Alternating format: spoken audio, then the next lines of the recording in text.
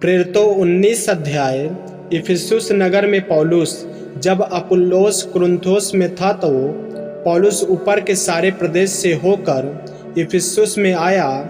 वहाँ कुछ चेलों को देखकर उनसे कहा, क्या तुमने विश्वास करते समय पवित्र आत्मा पाया? उन्होंने उससे कहा, हमने तो पवित्र आत्मा की चर्चा भी नहीं सुनी। उसने उनसे कहा, तो फिर तुमने किसका बपतिस्मा लिया? उन्होंने कहा, यूहन्ना का बपतिस्मा।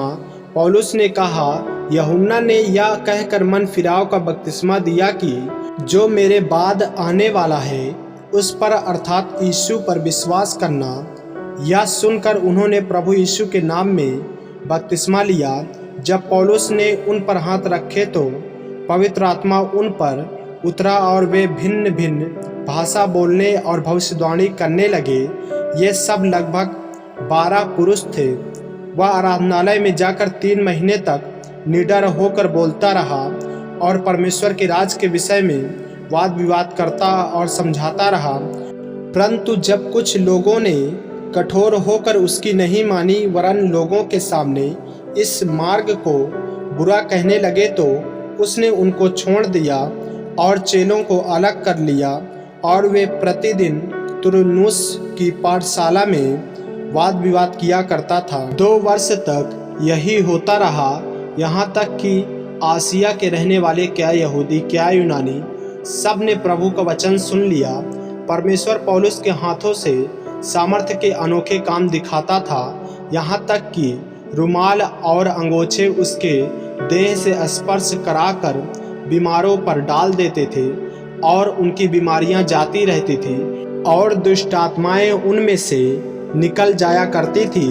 परंतु कुछ यहूदी जो झाड़ा फूंकी करते फिरते थे यह करने लगे कि जिनमें दुष्टात्मा हो उन पर प्रभु यीशु का नाम यह कहकर फूंके, जिस यीशु का प्रचार पौलुस करता है मैं तुम्हें उसी की शपथ देता हूँ। और इस्कवा नाम के एक यहूदी प्रधान याजक के 7 पुत्र थे जो ऐसा ही करते थे। पर दुष्टात्मा ने उनको उत्तर दिया, यीशु को मैं जानती हूँ और पौलुस को भी मैं पहचानती हूँ, परंतु तुम कौन हो? और उस मनुष्य ने जिसमें दुष्टात्मा थी उन पर लपक कर और उन्हें वश में लाकर उन पर ऐसा उपद्रव किया कि वे नंगे और घायल होकर उस घर से निकल भागे। यह बात इफिसुस के रहने वाले सब यहूदी और यूनानी भी जान गए और उन सब पर भय छा गया और प्रभु यीशु के नाम की बड़ाई हुई। जिन्होंने विश्वास किया था उनमें से बहुतेरों ने आकर अपने अपने कामों को मान लिया और प्रकट किया।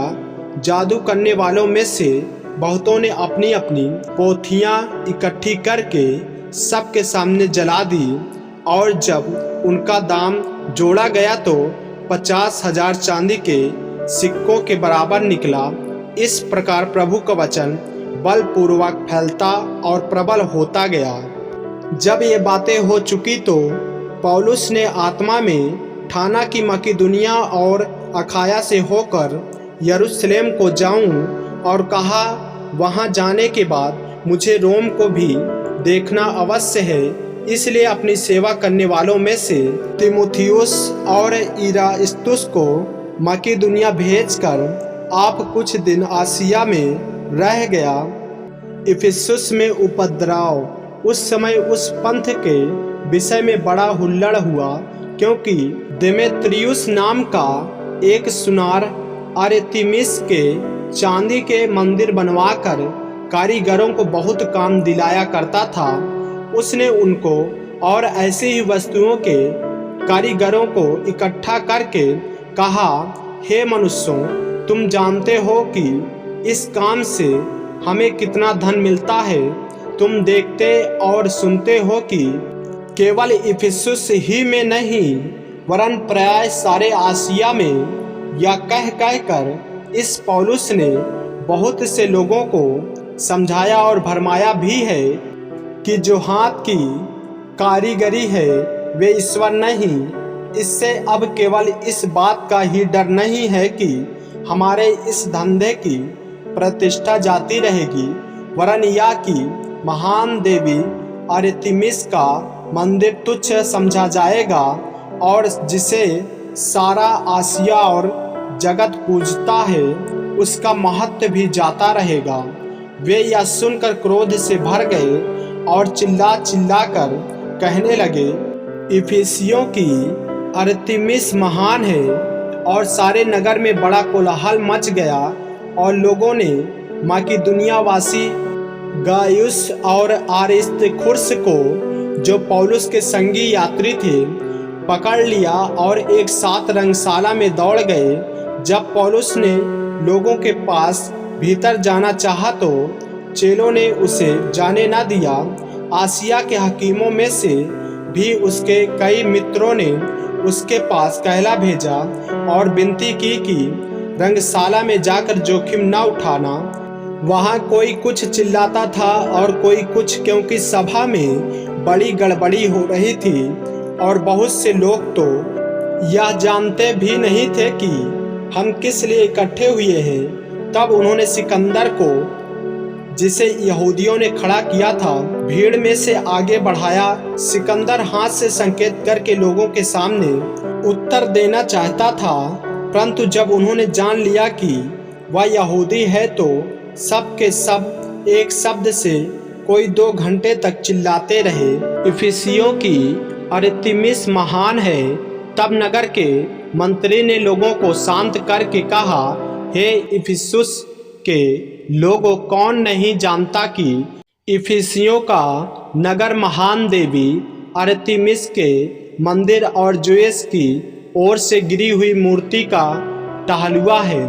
अतः जबकि इन बातों का खंडन ही नहीं हो सकता, तो उचित है कि तुम शांत रहो और बिना सोचे विचारे कुछ ना करो, क्योंकि तुम इन मनुष्यों को लाए हो जो ना मंदिर के लूटने वाले हैं और ना हमारी देवी के निंदक हैं। यदि देमेत्रियुस और उसके साथी कारीगरों को किसी से विवाद हो तो कचहरी खुली है और हकीम भी हैं, वे एक दूसरे पर नालिश करें। परंतु यदि तुम किसी और बात के विषय में कुछ पूछना चाहते हो तो नियत सभा में फैसला किया जाएगा, क्योंकि आज के बलवे के कारण हम पर दोष लगाए जाने का डर है, इसलिए कि इसका कोई कारण नहीं और हम इस भीड़ के इकट्ठा होने का कोई उत्तर न दे सकेंगे। यह कहकर उसने सभा को विदा किया। आमीन। मेरे प्रियो, यदि आप इस चैनल पर नए हैं, यदि आपने अभी तक हमारे चैनल को सब्सक्राइब नहीं किया है तो हमारे चैनल को सब्सक्राइब करें और बेल आइकन के बटन को दबाएं, और जो वचनों को नहीं पढ़ पाते हैं उनके पास जरूर शेयर करें, ताकि वचनों को सुने और प्रभु में बने रहें और परमेश्वर उन्हें आशीषित करे। जय मसीह की। प्रभु आपको आशीष दे।